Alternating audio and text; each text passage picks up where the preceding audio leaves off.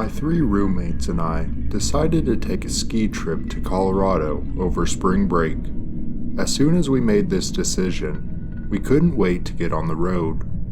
We planned the trip for weeks, researched the best skiing resorts, and rented a cabin that was on the same mountain as the resort we picked.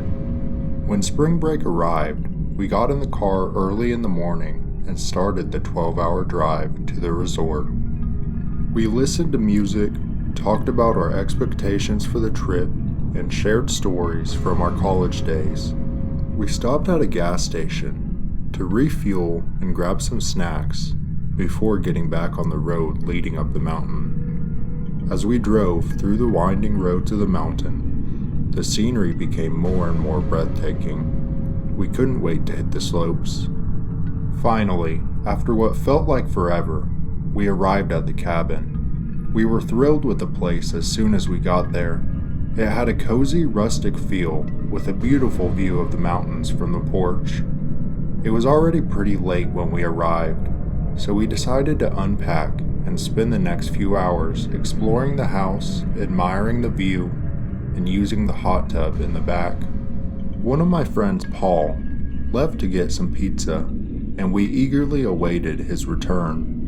When he arrived with the food, we all dug in, joking around and enjoying our time together. We finished eating and all fell asleep pretty quickly, exhausted from the long drive. The next morning, we woke up to find the front door wide open. It puzzled us, but we came to the conclusion that when Paul got home with the pizza, he didn't get the door all the way closed. We shrugged it off and headed to the slopes for the day. We had a blast skiing and snowboarding, taking in the beautiful views and enjoying the fresh air. But when we got back to the cabin, things started to get weird. We noticed that in each of our rooms, all of our clothes had been taken out of the drawers and folded neatly at the end of our beds.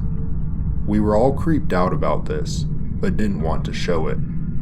The night ended in the hot tub, and we all went to bed early, exhausted from the day's activities. But late that night, I jolted awake for no reason at all.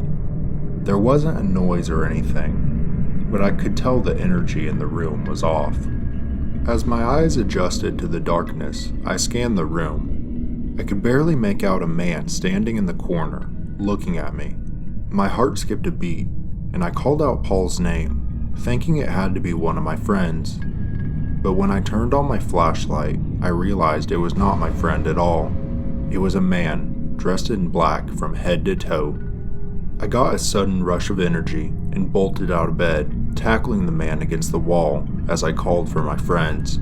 The man wormed his way out of my grip and scrambled through the already open window in my room. I immediately got up and rushed outside to find him, but he was already nowhere to be seen. My friends rushed outside seconds later, and we all made an attempt to find the man. His tracks led straight to the woods, but we didn't follow them further, unsure of what kind of danger we might get ourselves into. We immediately called the police, and they arrived after a long wait.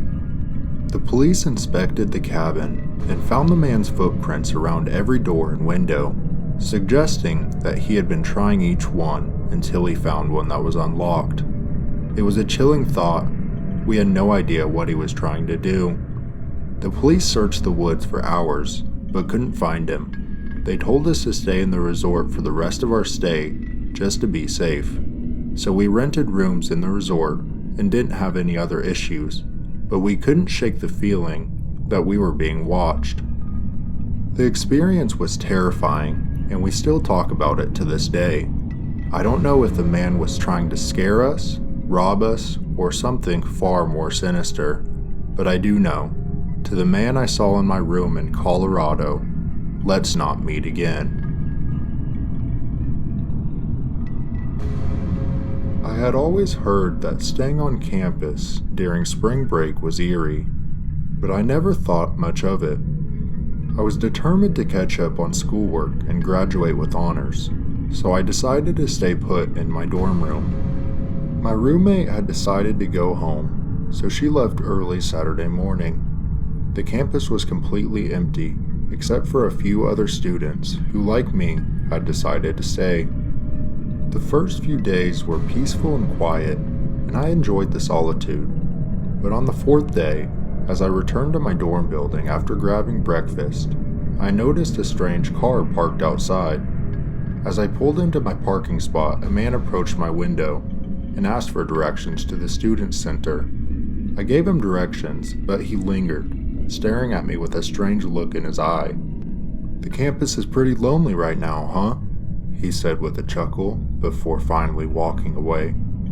The man didn't look too creepy, but his actions spoke differently. I tried to shake off the creepy feeling his words gave me and headed up to my room. The next couple of days went without issue. I started to fall into a routine, and I was excited about how much work I was getting done. But one of the last nights of spring break, as I studied by the window, a storm rolled in. The rain was heavy, but I loved the sound it made as it hit the glass. That's when I noticed the same strange car pull into the parking lot outside my building. I watched as the man I had encountered earlier jumped out of the car and ran into the building. My heart raced as I remembered his eerie words from earlier that week. Minutes later, I heard a blood-curdling scream, followed by a gunshot. As I heard the gunshot, I felt my entire body freeze in terror. I didn't know what to do. I felt like I was in a horror movie. I immediately locked my door and hid in my closet, calling the police. I tried to stay as quiet as possible, hoping that the intruder wouldn't hear me. But at the same time, I was desperate to know what was going on outside. The next few hours were a blur of police cars and officers swarming the parking lot. We were all evacuated from the building, and it was later revealed that the man was a crazed ex-boyfriend of one of the other girls in the building. Thankfully, no one was hurt. When the man entered the girl's room, he caught her by surprise, but she was able to fight back, causing him to misfire his gun. I couldn't believe how close I had come to danger without even realizing it. It was the first day of spring break, and my friends and I decided to drive to Miami. We were the spontaneous type, and with a free week on our hands, we couldn't pass up the opportunity. We found a cheap Airbnb that was available and packed up the car to begin our 8-hour journey south. A few hours into the drive, the sun began to set, and we pulled into a gas station to refuel. I volunteered to pump the gas while my friends went inside to use the restroom and grab some snacks. I started the pump and then headed in to use the restroom as well. As we exited the gas station, I noticed a man standing next to our car. He looked average and seemed harmless, but something about him made me uneasy. He offered to pay for our gas and asked where we were headed. I politely told him, and we thanked him before getting back in the car and continuing our journey. But not long after that, the car started to jolt and screech, and we realized we had a flat tire. We pulled over to the side of the road, and I got out with my friend Molly to inspect the damage.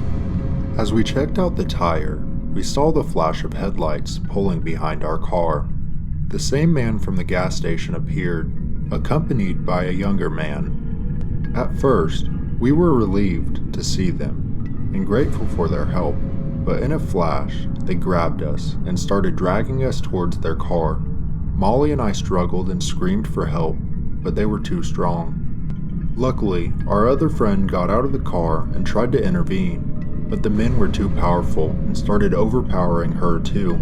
Suddenly, another car pulled over and 2 men jumped out and tackled the attackers, holding them until the police arrived. It was a terrifying experience that we would never forget. We later found out that the men had targeted us at the gas station and must have slashed our tire while we were in the store.